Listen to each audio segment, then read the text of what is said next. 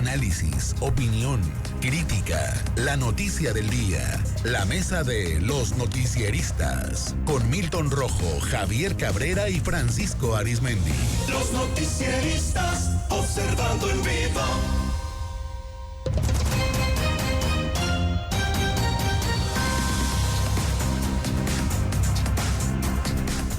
Bueno, ya en la mesa de los noticieristas, saludo con gusto a Javier Cabrera. Javier, ¿cómo estamos? Muy buenos días. Muy buenos días al auditorio. A Milton Rojo. Milton, muy buenos días. Muy buenos días.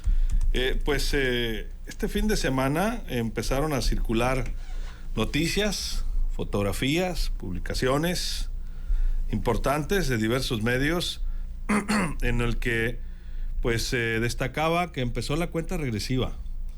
Algunos vimos como que algunos periodistas hasta como con júbilo, ¿no? Publicaban ahí que empezó la cuenta regresiva de Andrés Manuel López Obrador. El presidente de México, Andrés Manuel López Obrador, inició este domingo, 1 de octubre, el último año de gobierno que comenzó el 1 de diciembre del 2018. Se enfocará a terminar sus principales proyectos y asegurar que su partido, Morena, gane las elecciones del 2 de junio del 2024. Debido a la reforma político-electoral del 2014, la administración de López Obrador durará un poco menos de 6 años, a diferencia de tus antecesores. Desde Lázaro Cárdenas, desde 1934, López Obrador finalizará su gestión el 30 de septiembre próximo. Y el siguiente saludo, Francisco Arizmendi. Francisco, buenos días. Buenos días, Sinaloa. Y el día siguiente entregará el cargo a quien gane los comicios, el 1 de octubre del 2024. En diversas declaraciones durante sus conferencias, López Obrador ha dicho que entre sus objetivos se encuentra inaugurar el Tren Maya el 1 de diciembre, una de las obras insignia de su gobierno, concluir la construcción de la refinería Dos Bocas y enviar al Congreso reformas sobre el Poder Judicial. Ha intentado que la Guardia Nacional quede bajo control del Ejército y para ello ha promovido una reforma legal. Hay diversos temas, ¿no? Al respecto. Inclusive algunas encuestas que miden la popularidad de Andrés Manuel López Obrador justo al iniciar este último año de gobierno. AMLO mantiene un 58% de aprobación contra un 41% de desaprobación. Ya abundaremos en eso, Javier, y a partir de este domingo inició la cuenta regresiva de Andrés Manuel López Obrador. Cada día es un día menos para sus opositores y un día menos para sus apoyadores, ¿no? También hay que decirlo. Efectivamente, hay que recordar que una reforma a la Constitución donde se establece que a partir del 2024 el nuevo presidente de la República asume el día 1 de octubre la presidencia de la República, a diferencia de sus antecesores de que era hasta el día 1 de diciembre. Y bueno, hemos empezado a ver análisis de expertos en la materia en diversos renglones, incluso gente que colaboró con López Obrador a inicio de su administración, donde cuentan ellos los logros y también lo que le hacen las críticas muy severas en el incumplimiento de muchas de las proyecciones y los ofrecimientos que hizo durante su campaña política, sobre todo el que tiene que ver el tema de la seguridad pública, el costo de la vida y el costo del combustible. Los expertos en la materia incluso han estado hablando de todo lo que dijo López Obrador en su campaña política, de cuánto podía o debía de costar la gasolina. A veces se habló de 10 pesos, de 16 pesos, cómo hizo cuestionamientos tan fuertes para los gasolinazos, y en estos momentos está a más de 25 pesos el combustible en varias partes del territorio nacional, y en algunas hasta 26. Y en el tema, y en el tema también de las obras insignes, es lo que se le ha criticado tanto.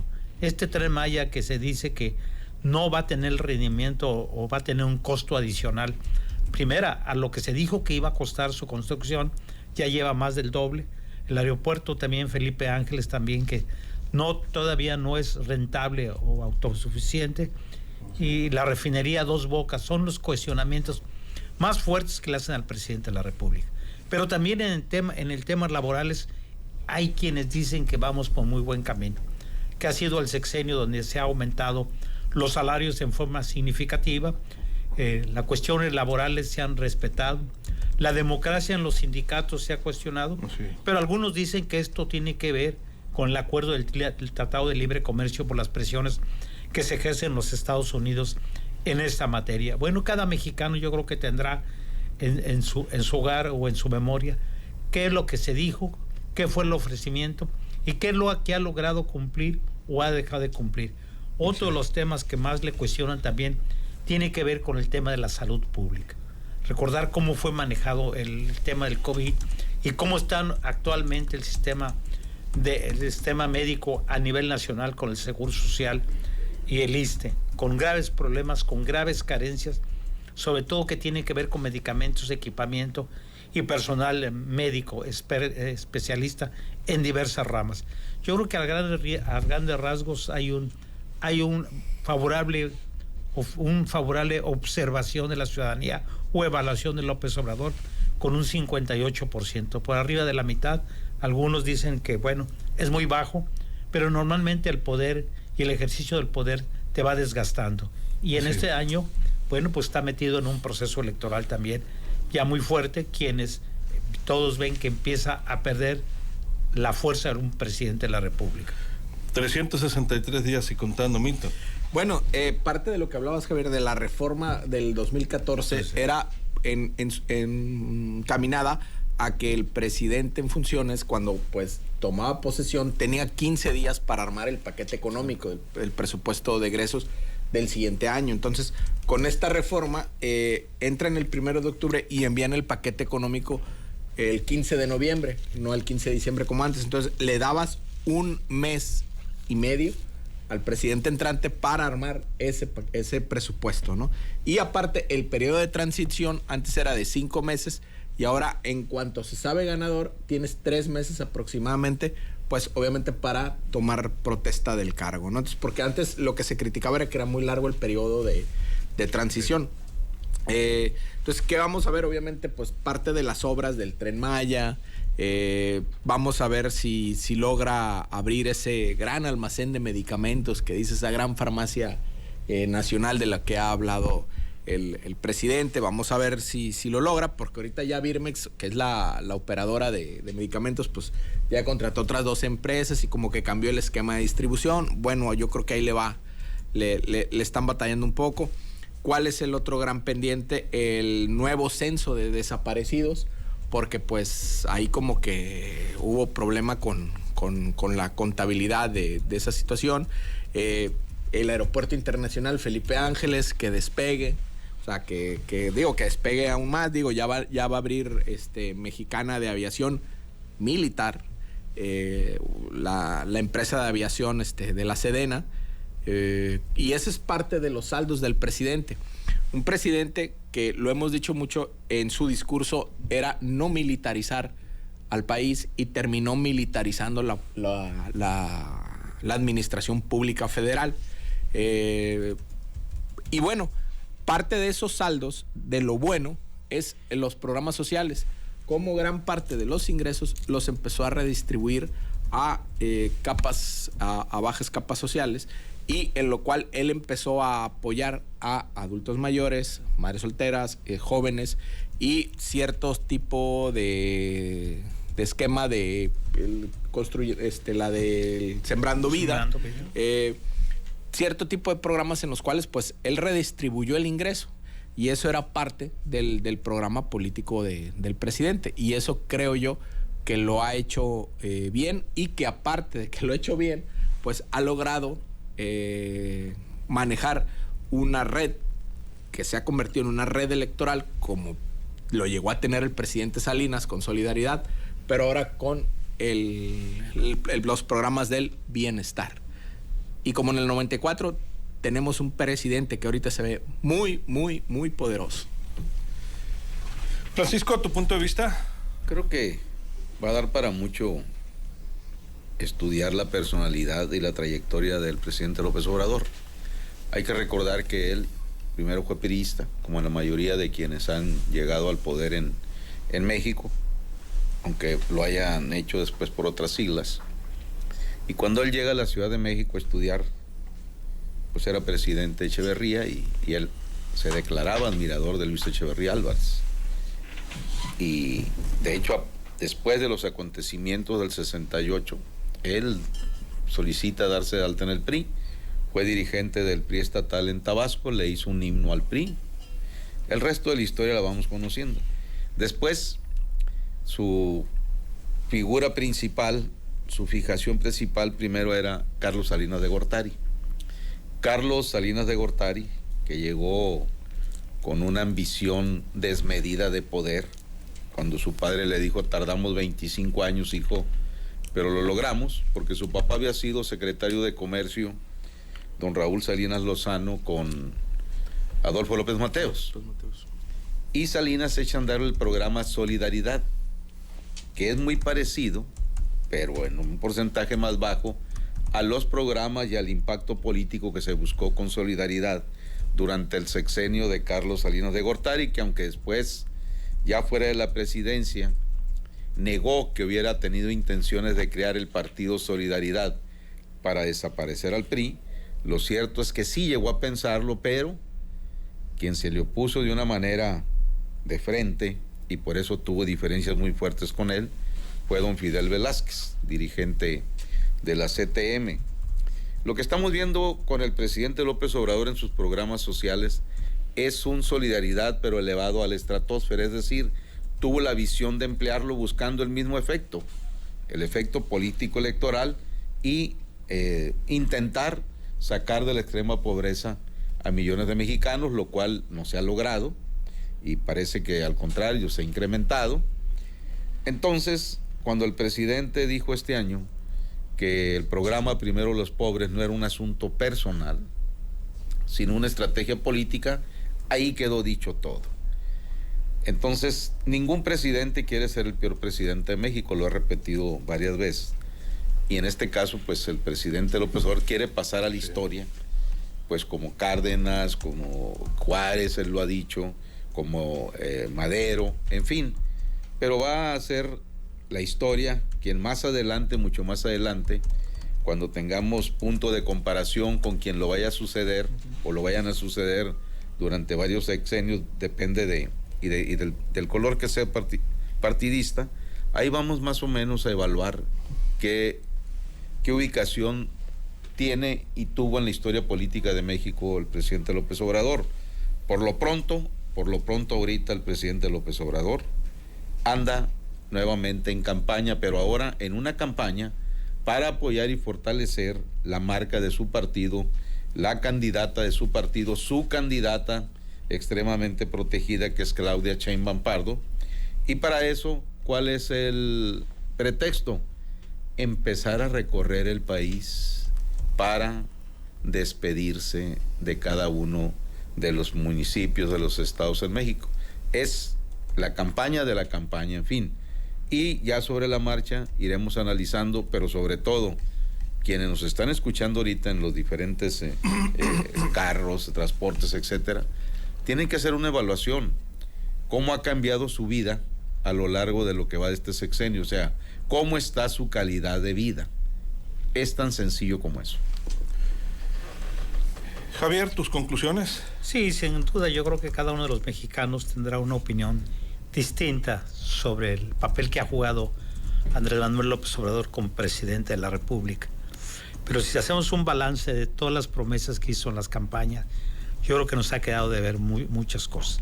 Sobre todo algo que tiene que ver con el costo de la vida y la seguridad pública y la atención médica, a pesar de que él dice que antes de que concluya su mandato, que ya le queda un año, que vamos a tener un sistema de salud igual que Dinamarca, lo cual se ve prácticamente imposible. Ayer hacían un análisis de la situación del Seguro Social y hacían muy bien una presión con lo que está viviendo actualmente el Instituto Mexicano del Seguro Social y lo que tiene enfrente el tema de las pensiones, que se dice que para el próximo sexenio va a poder hacer crisis esto, porque no va a tener capacidad económica para pagar todas las jubilaciones y las pensiones que carga esta institución. Pero además hoy con el nuevo programa de IMSS Bienestar, bueno, hacía una diferencia entre la prestación del servicio que se presta. No es solo la atención médica la que se está dando a través del Seguro Social. Tiene una serie de prestaciones y de servicios que se otorga a sus derechohabientes, los cuales no tiene la población en general que va a recibir hoy la atención médica en algunos renglones, no la especializada. Hacen algunas referencias sobre lo que el presidente no ha podido establecer. También en programas sociales, si bien son bien recibidos, pero también lo que se está cuestionando es los mecanismos de control que se tiene. No se tiene mecanismos de control para quienes reciben becas para estudios, porque no se les exige nada a los jóvenes a cambio de recibir esta prestación. También Sembrando Vida se presume que no ha logrado alimentar o promover la producción, que era el deseo que se tiene de este programa, porque hay muchos fracasos y tampoco no hay un buen control que se tenga. Sin embargo, con adultos mayores también es lo que se cuestiona es de que sea generalizado, que sea a una población abierta, porque aquellos que tienen poder económico también lo están recibiendo y a algunos les parece que es algo injusto, que no debía de ser, ¿no? Es un parte de los negativos que le ven, pero te decía que el parte de lo positivo tiene que ver con el tema laboral, que se dice que como nunca los salarios han ido mejorando. Hoy hay nuevas proyecciones de vida sobre cuánto es la jornada laboral que se debe de realizar, el pago de aguinaldos también, que hay otra propuesta que tiene que ver, pero que tiene que consensarlo también con el sector empresarial, porque este es el que va a recibir el impacto económico y la capacidad económica de este sector parece que no anda muy bien, y también el impacto que tendrá en la economía al darles mayores prestaciones a los trabajadores. Esto también en el costo de la vida se incrementa. Entonces, ¿qué tan efectivo es o qué tan benéfico es estos incrementos? Milton, ¿tu conclusión? Sí, recordemos, el último año de cada presidente, de Zedillo para acá, tendríamos que Zedillo cerró con un 67%, Calderón un 65%, Fox 64%, el licenciado Peña cerró como en un treintón, más o menos 28-30%, acuérdense que estaba muy abajo, y el presidente López Obrador está cerrando con 58-59%. Obviamente era otra la vida en aquellos tiempos, era otra la situación, pero bueno, el presidente está cerrando con esto y está cerrando, como bien lo comentaban mis compañeros, con un sistema de salud que no es el que en su discurso dice, que no tiene los medicamentos, que no tiene la provisión de la seguridad social propia. Igual el esquema de pensiones, no se le ve por dónde. Y luego un esquema de seguridad en el cual, pues prácticamente lo que hizo fue entregarlo al ejército mexicano, y tan es así que ahorita está buscando la manera legal de cómo la Guardia Nacional se quede en la Secretaría de la Defensa Nacional. O sea, los mismos militares nomás se cambien el uniforme y vayan a patrullar. ¿Y esto qué puede pasar? Puede dar pie a mayores abusos por parte de las fuerzas castrenses, ya en la operatividad del territorio. Si así, o sea, ayer se conmemoraban 55 años de lo de Tlatelolco, y así consecuentemente a partir de ahí ha habido una serie de violaciones que conocemos y que hay evidencia disponible, porque hay otras que tal vez no. Entonces, de cómo la fuerza castrense ha ido en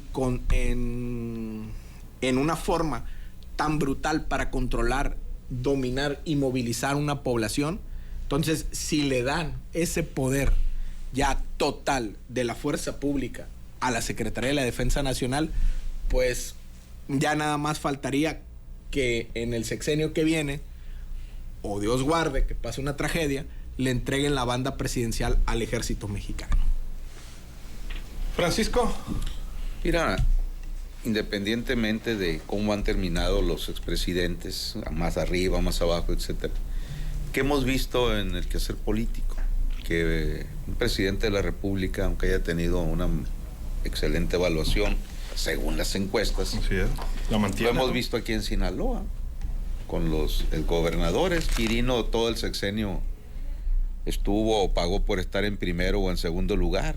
Las encuestas. Las encuestas. ¿Y quién gobierna Sinaloa? Morena.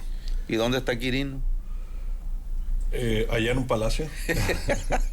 Bueno, Con la reina emérita. dentro de ese sospechosismo del reparto de embajadas, donde, como dijo una vez alguien, ¿Quién le iba a decir que el PRI tenía más embajadores que senadores, no? ¿Qué gobernadores? ¿Qué gobernadores? ¿Cuál sospechosismo, Francisco? Todo es muy claro. Todo es muy claro.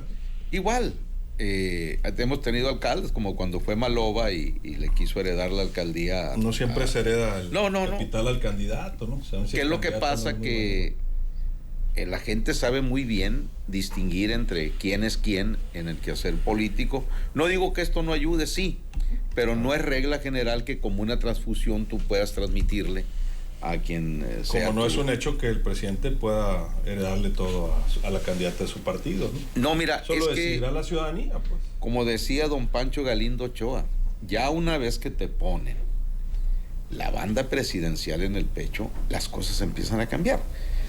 Hay que recordar cuando... Me refiero yo al resultado electoral. Sí, cuando ¿no? Echeverría le entrega la banda presidencial a López Portillo, pues cuando se imaginó, ¿no? Echeverría que López Portillo lo iba a mandar por allá a las Islas Fiji, por allá, Fiji. allá donde todavía se aparece Tarzán. Su compa de la del Valle. Exactamente, ¿no? ¿Quién le iba a decir a don Plutarco Elías Calles que al haber impuesto en la presidencia a don Lázaro Cárdenas del Río, pues un día lo sacó volando, porque ¿sabes qué? Ahora voy a gobernar yo, y así nos podemos ir de ejemplo en ejemplo. Claro. O cuando Salinas le entrega la banda presidencial a Zedillo y 3 vueltas después le mete al hermano al bote, a él lo pone en huelga de hambre con agua y viana allá en Monterrey. Y machaca de monchis. Responsabiliza de la crisis, ¿no? Y vámonos para Irlanda, Sí. ¿no? O sea, te vas. Yo te voy a decir una cosa. En caso de que gane la señora Claudia, con lo que hemos visto del carácter y las reacciones de intolerancia de Claudia Sheinbaum, que se agarre a Andrés Manuel López Obrador. ¿Por qué? Porque en el sistema político mexicano, independientemente seas panista, priista, perredista, el que manda, manda. Es condición humana. Y el que llega a la presidencia de la República, ya que está ahí, no quiere compartir el poder. Así es. Tan sencillo como eso. Y al tiempo, ojalá me equivoque, porque entonces estaríamos ante un conflicto, una confrontación muy fuerte. ¿Por qué? Porque el presidente dice: yo me retiro, anulo mis redes sociales, me voy a mi rancho que tiene un nombre innombrable aquí, pero que todo el mundo lo conoce, y ya no me meto. Voy a escribir historia, dice. Pero esto se parece mucho a cuando era jefe de gobierno en la Ciudad de México y que le decían: oiga, usted aspira a ser candidato presidencial, y él contestaba: a mí denme por muerto. Esa es una. La otra, acaba de dar un palo con una bola de amarres ahí que se llama bastón de mando. ¿Y a poco ustedes creen que Claudia Sheinbaum ahorita se la está creyendo? No. Ahorita Claudia Sheinbaum lo que está haciendo es seguirle el rollo al presidente en todo. Pero espérate que le atraviesan aquí la banda. Espérate, no falta mucho. Sí, primero tiene que ganar, ¿no? Claro.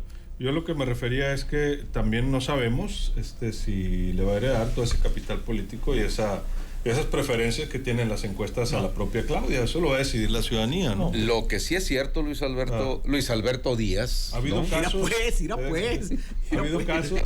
Me encanta provocarte una sonrisa, señor director. Muchas gracias. Ha habido casos que hasta que ellos mismos buscan una reelección, pues no la logran, a pesar de estar bien posicionados, ¿no? El compañero presidente, como dijera Noroña, había prometido no endeudar al país, pero en el presupuesto, si se lo aprueban este año, va a dejar para el 24 una deuda que sobrepase el billón de pesos. Bueno, pero hay algo que no debemos olvidar. A principios de este año, alguien le preguntó al presidente que si en su gobierno el 2024 iba a haber al final de su sexenio una crisis económica, y él dijo: no, creo que la crisis económica, dijo, va a ser el 2025. O sea que él tiene datos que nosotros no tenemos. Así es, totalmente. La panadería le vino como anillo al dedo, lo dijo el presidente. Dice, invita a la gente a salir y no pasaba nada. La pandemia, dice, pero caray. Sí. La pandemia, dice Francisco.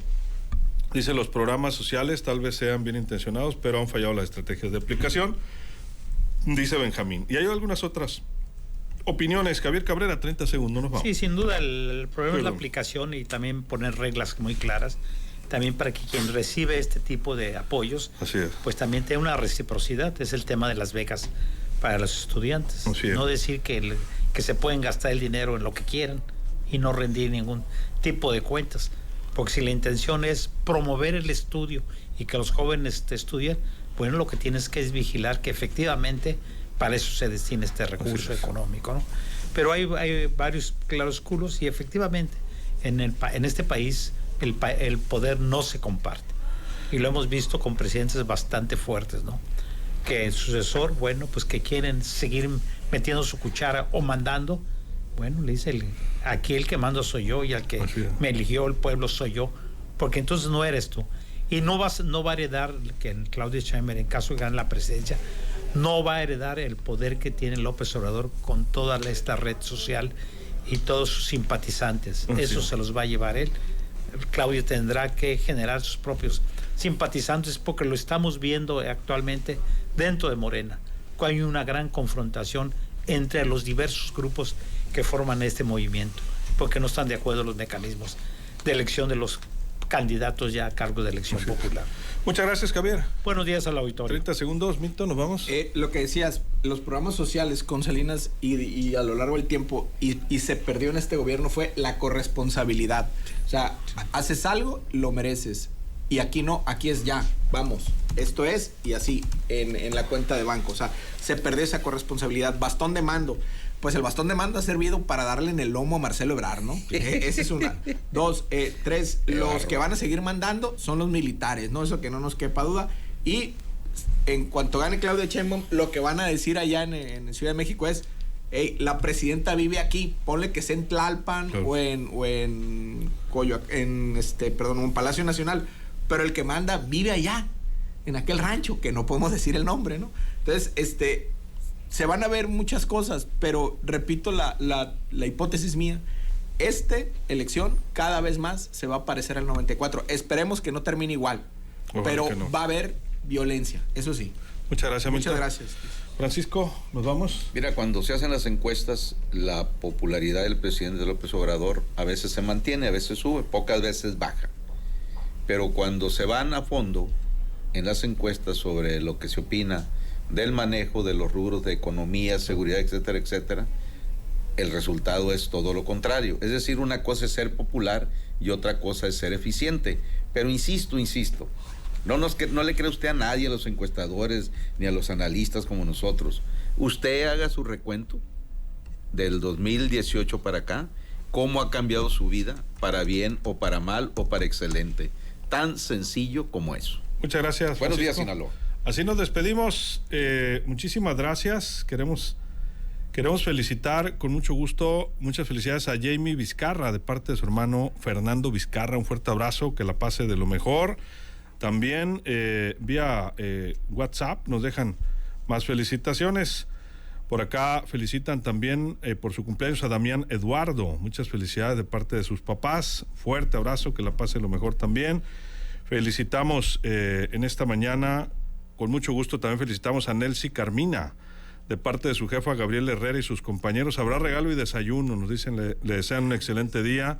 A Nelcy Carmina, fuerte abrazo, muchísimas felicidades. Y ya le decía también a Jamie Vizcarra, fuerte abrazo.